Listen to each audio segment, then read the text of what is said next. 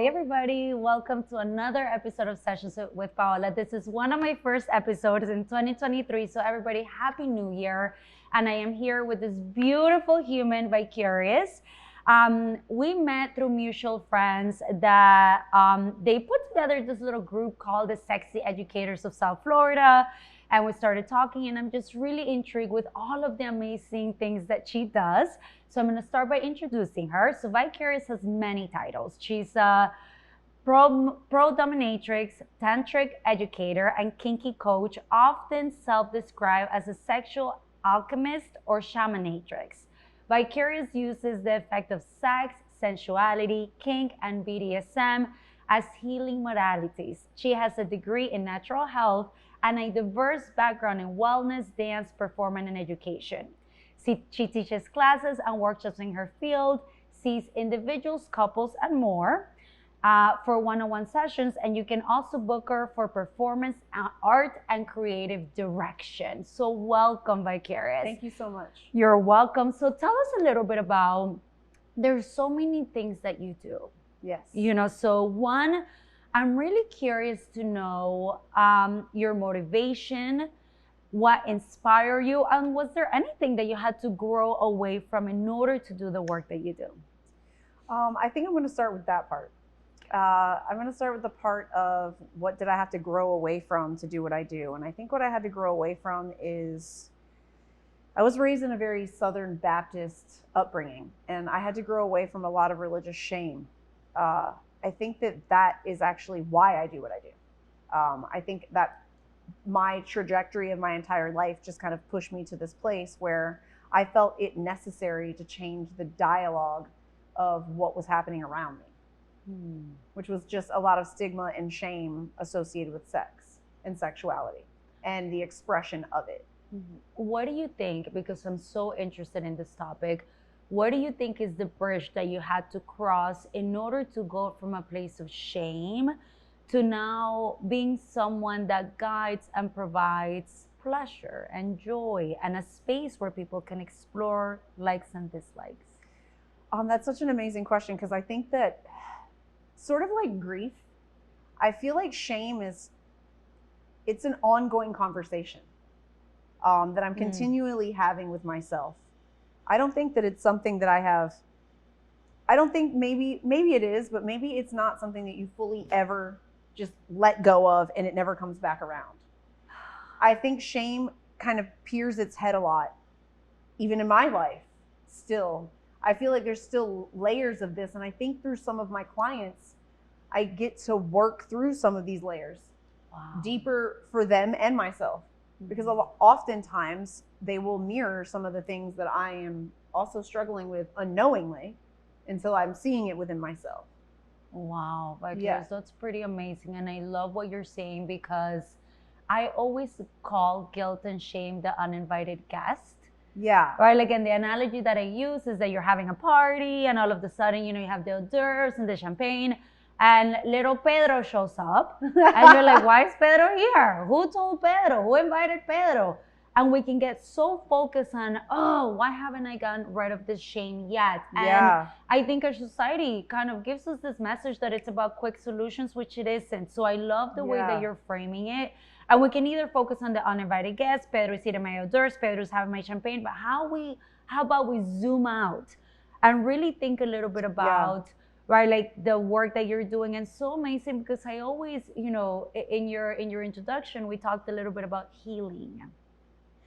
And when you, and it's so interesting to hear when you say, man, there's something that's being mirrored, and all of a sudden I realize, ooh, that's showing up for me as well. Right. And I think that, you know, again, shame and guilt being the uninvited guest, it's not like I expect these things to come out. You know, this isn't something I'm expecting to see in myself. But this just happened recently, so it's an interesting question. It just happened recently, so I'm just like, oh wow, there it is. There's that uninvited guest that I did not ask to come to the party, but there they are. And so I think that it's really important to give ourselves a lot of permission and a lot of space to allow healing or growth, really. We can even take the word healing. I think healing puts a lot of pressure sometimes. I think just growth. It's just growth as an individual. And I'm still growing, even though I'm a professional in this field. I'm still growing. I'm going to continue to grow. I'm not ever going to stop. And I think my work helps me to even grow more into those spaces of openness and awareness around sex and sexuality. Yeah, and I think to your point, when do we really stop growing? I think evolving is a lifetime thing. Yeah. Right? When we feel too comfortable and things are too safe and we're a little bit too afraid, right? There's this idea that in order for you to grow, we have to withstand certain long stretches of discomfort. Right. And temporary surrender in many ways. Oh, yes. I think surrender is such a big one. And that's like, you know, a big one in my career in BDSM and kink. Like, there's an aspect of surrender where you get an option to just let go. And I think that that is a place that a lot of people struggle with getting to. And I think that that is another really beautiful healing aspect of BDSM and kink. Can you say more? Because I think I am a big believer and an advocate, Vikerrious, for people that grow in these spaces, and how can we use BDSM and kink to help people, right? Like, you know, there's a lot of studies about harm reduction. There's a lot of studies about, right, like being able to play a scene where there's so much consent, and I can really embody all of these parts of me that can't evolve out there because it's too scary, but I can do it here with you. Right. So I think that that is number one is, you know, consent is something that we always talk about. This is you're coming to me with an idea or a fantasy that you might have of being played out. And you're coming to me and asking me to make a safe space for you, to create a space for you to be able to reenact what that might be for you. In the real world, I think that that is a lot scary.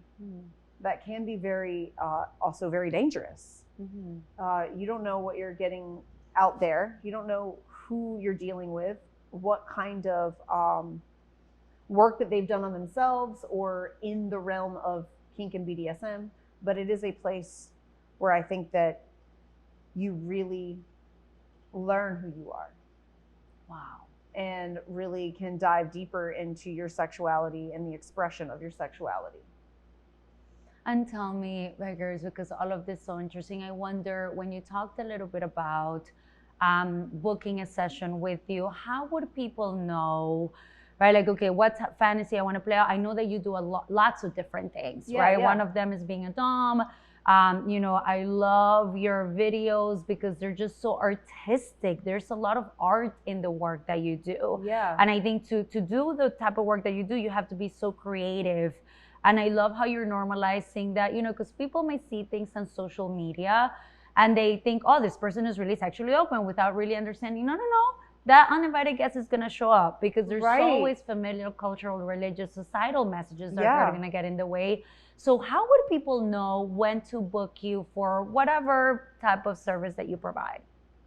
How would they know when? Yeah, or how would they know, right? Like, if I want to play out a fantasy, if I want to, I think the best way to get to go about booking anybody, most people in my line of work, we have like a website or a way to get in touch with us, and then there's like an intake form. And you would fill out an intake form with me or a service provider such as myself, and they would kind of guide you into what direction you might want to go in. And so then we have a little bit of information about you so that we can like gear the session more towards what your desires might be, and to also know if that's even in our wheelhouse, if it's something that we can provide or not. So you're already talking about what it is that you are thinking even before that person steps foot into Absolutely. Wow.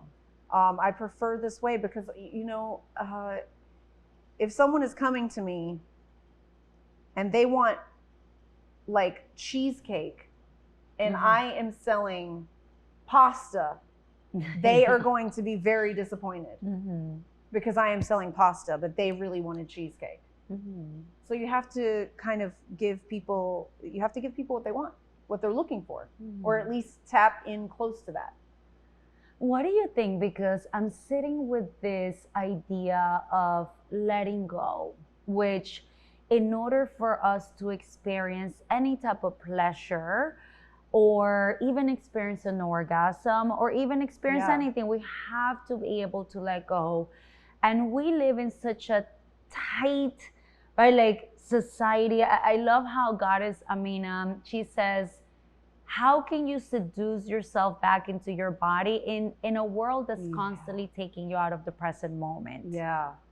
And I think that that is such a power, of kink and BDSM, because I think it just forces you in the present moment. Okay, how?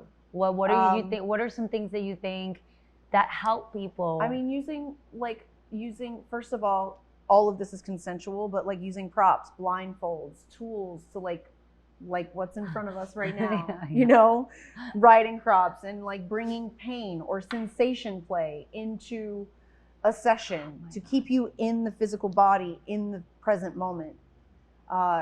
Words, loud music, or sensory deprivation, taking away all of the senses, and only so that you can hyper focus on one, like only feeling.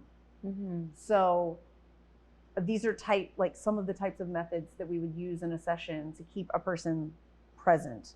Oh my God, I am in love with sensory play, and for the couples that have worked with me, I talk so much about this. And now that I'm hearing it from you, this is something that I would like to talk to you about more. Perfect. Because in order for us to be able to enjoy sensual or sexual connection, three things. We have to be present, embodied, and focused.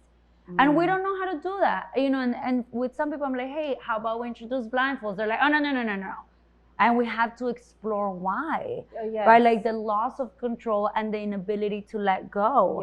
And, you know, I did an episode earlier on what disrupts long-term desire, because desire lives in novelty. And I'm a big believer. Guys, you know, these toys are in my office with some others. And usually what I do is that I set them and I tell people, okay, let's play the traffic light, yellow, red, green. And we kind of have a conversation about what that means. And I may say, listen, Michael's, they have a lot of arts and crafts where you can find the little brushes. There's a lot of, or even, you know, a fork. There's many ways in which, because that helps you come back into the present moment and come back into the body. I wonder, Vikerrious, is there any common fantasy or common fetish that shows up in your practice? And I'm also wondering, is there anything that you think people need to understand better about fantasies and fetishes? What do you mean, what comes up in my practice? So anything that's common, you know, people say, well, listen, I really want to do this, or anything that shows up often when it comes to the work. Well, I think just power exchange in itself. Most of my clients, I would say, are men. I do have some women, but most of my clients are male identifying, and they are alphas in their jobs, and they need a place to not be. They need a place to take that hat off, leave it at the door for an hour to just drown out the noise so that they can experience a moment of bliss. Wow. And I think that that's really powerful. I think that people that have really powerful positions, they really need a place of surrender. It's very difficult in powerful positions to kind of shift gears. And I think sometimes it takes extreme measures. And I think that sometimes like kink and BDSM is extreme. You know, it can be, it doesn't have to be, but it can be very extreme. And pushing people's limits is part of it. And so that surrender for someone that is more of an alpha in their walking life. Wow. I had so many thoughts are happening in my mind right now. Vikerrious, so first, guys, you know, where can people find you? And we are going to do part 2 of this talk, where we're going to learn what are the challenges that may show up in this work. How does Vikerrious, this beautiful woman, self-care? How do we deal with that little uninvited guest?